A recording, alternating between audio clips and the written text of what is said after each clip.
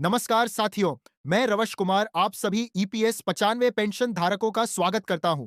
आज का यह वीडियो उन लाखों पेंशनरों के लिए बेहद अहम है जो पिछले कई वर्षों से अपनी पेंशन बढ़ोतरी का इंतजार कर रहे थे। लंबे समय से आप सभी एक ही सवाल पूछ रहे थे कि आखिर ईपीएस 95 पेंशन पर सुप्रीम कोर्ट का अंतिम फैसला कब आएगा और क्या वास्तव में पेंशन बढ़ेगी या नहीं। आज उसी सवाल का जवाब इस वीडियो के माध्यम से आपको मिलने वाला है। साथियों, आपकी पेंशन बढ़ोतरी को लेकर जो खबर सामने आई है वह बेहद महत्वपूर्ण है। सुप्रीम कोर्ट से जुड़ा एक बड़ा अपडेट सामने आया है जिसमें साफ कहा गया है कि पेंशनरों के साथ किसी भी प्रकार का भेदभाव नहीं किया जा सकता।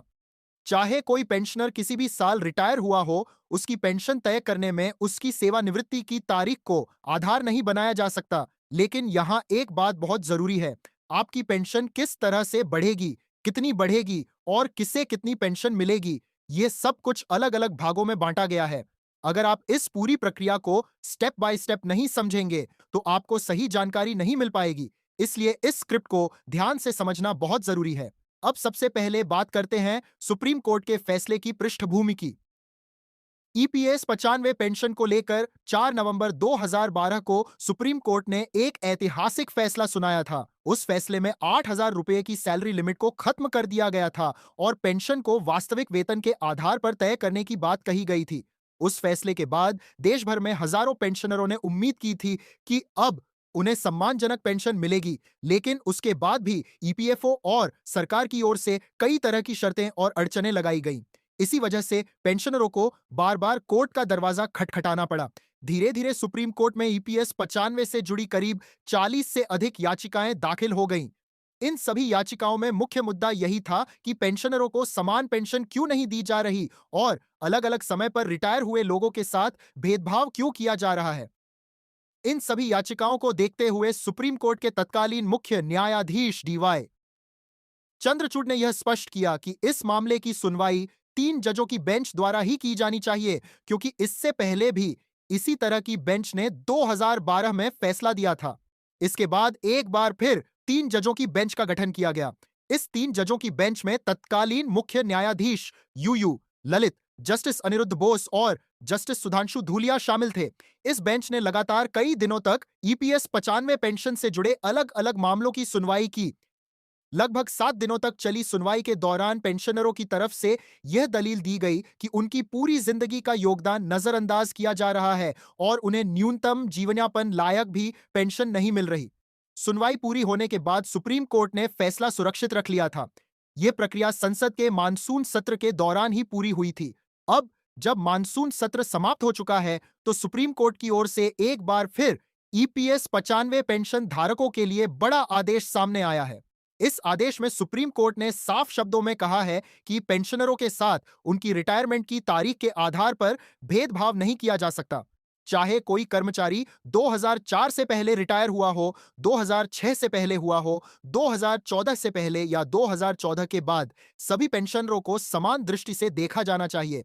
सुप्रीम कोर्ट ने भेदभावपूर्ण नीति को पूरी तरह से खारिज कर दिया है। साथ ही सुप्रीम कोर्ट ने सरकार और ईपीएफओ को यह निर्देश भी दिया है कि सभी पेंशनरों को सम्मानजनक पेंशन देने की व्यवस्था जल्द से जल्द की जाए।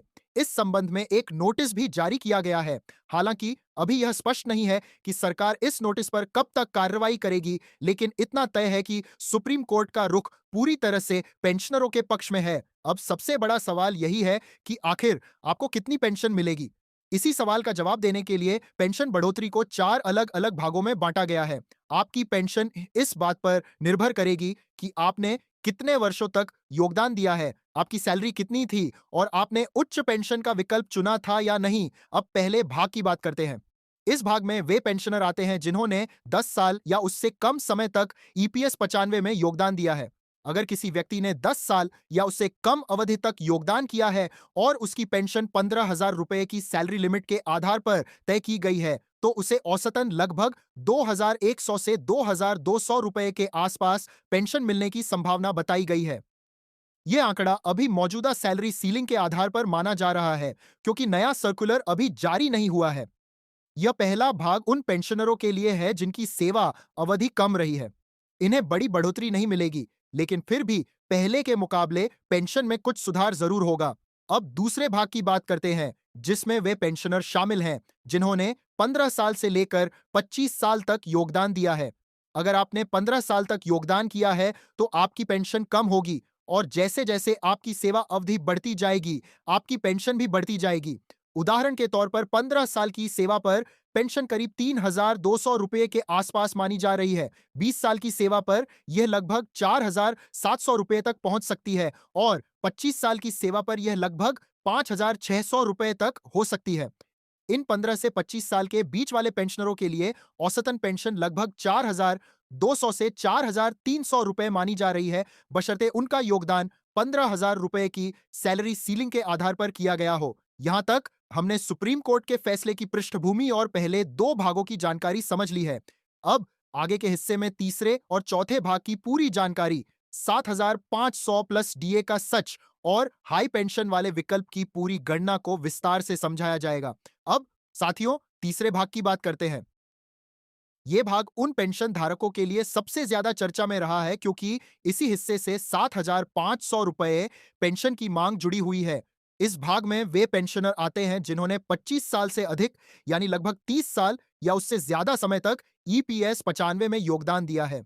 जिन पेंशनरों ने करीब 30 साल तक योगदान किया है उनके लिए औसतन पेंशन लगभग 7,000 रुपए तक मानी जा रही है।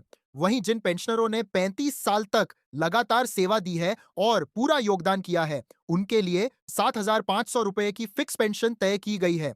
यही वह वर्ग है जिसके लिए लंबे समय से 7,500 रुपए प्लस डीए की मांग उठाई जा रही थी। यहां एक बात बहुत स्पष्ट कर दी गई है कि 7,500 रुपए की पेंशन सभी ईपीएस 95 पेंशनरों को नहीं मिलेगी।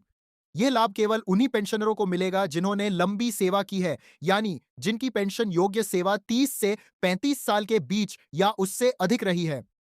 इस बात का उल्लेख सर्कुलर के आधार पर किया गया है कि न्यूनतम सेवा अवधि पूरी करने वालों को ही यह फिक्स पेंशन दी जाएगी।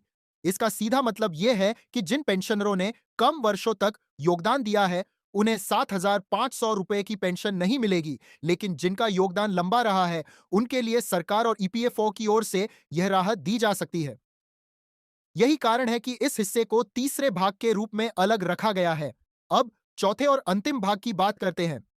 यह भाग उन पेंशनरों के लिए है जिन्होंने उच्च पेंशन का विकल्प चुना था, यानी जिन लोगों ने ज्यादा पेंशन पाने के लिए अपनी वास्तविक सैलरी के आधार पर योगदान करने का विकल्प पहले ही चुन लिया था या बाद में सुप्रीम कोर्ट के फैसले के अनुसार उस विकल्प को स्वीकार किया गया। इस भाग में पेंशन की गणना पूरी तरह से सैलरी और सेवा अवधि के आधार पर की जाती है। अगर किसी पेंशनर ने 35 साल तक योगदान किया है और उसकी सैलरी 23,000 रुपए प्रतिमाह थी, तो उसकी पेंशन लगभग 11,000 से 13,000 रुपए के आसपास मानी जा रही है। इसी तरह अगर किसी की सैलरी 25,000 रुपए थी, तो उसकी पेंशन लगभग 11,700 रुपए के आसपास हो सकती है। अगर किसी पेंशनर की सैलरी 19,000 रुपए प्रतिमाह थी, तो उसकी पेंशन करीब 9,000 रुपए तक मानी जा रही है। इस श्रेणी में पेंशन की कोई फिक्स सीमा नहीं रखी गई है, बल्कि यह पूरी तरह से वेतन और योगदान पर निर्भर करती है। यही वजह है कि इस भाग में कुछ पेंशनरों को बहुत ज्यादा पेंशन मिलने की संभावना बताई जा रही है। यहां तक कि कुछ मामलों में यह भी कहा गया है कि पेंशन लगभग आधी सैलरी के बराबर हो सकती है। इसी वजह से कई लोग इसे पुराने पेंशन सिस्टम जैसी व्यवस्था से जोड़कर देख रहे हैं। हालांकि यह लाभ केवल उन्हीं पेंशनरों को मिलेगा जिन्होंने उच्च पेंशन का विकल्प चुना है और जिनका पूरा योगदान वास्तविक सैलरी के आधार पर हुआ है। अब सबसे अहम सवाल यह है कि यह पूरी व्यवस्था कब लागू होगी। चारों भागों में पेंशन बांटने की जो प्रक्रिया बताई गई है वह फिलहाल सुप्रीम कोर्ट के आदेश और मीडिया रिपोर्ट्स के आधार पर सामने आई है। इसका वास्तविक क्रियान्वयन सरकार और ईपीएफओ के अंतिम सर्कुलर पर निर्भर करेगा। अभी तक न तो सरकार की ओर से कोई अंतिम तारीख तय की गई है और न ही ईपीएफओ ने कोई नया सर्कुलर जारी किया है, लेकिन इतना जरूर साफ हो चुका है कि सुप्रीम कोर्ट ने पेंशनरों के पक्ष में सख्त रुख अपनाया है और भेदभाव खत्म करने के निर्देश दे दिए हैं। इसका मतलब यह है कि आने वाले समय में ईपीएस 95 पेंशन में बदलाव जरूर देखने को मिल सकता है। हालांकि यह बदलाव किस रूप में आएगा, कितनी जल्दी आएगा और किस तारीख से लागू होगा, यह अभी पूरी तरह से स्पष्ट नहीं है। पेंशनरों के लिए सबसे जरूरी बात यह है कि वे किसी भी अफवाह या अधूरी जानकारी पर भरोसा न करें।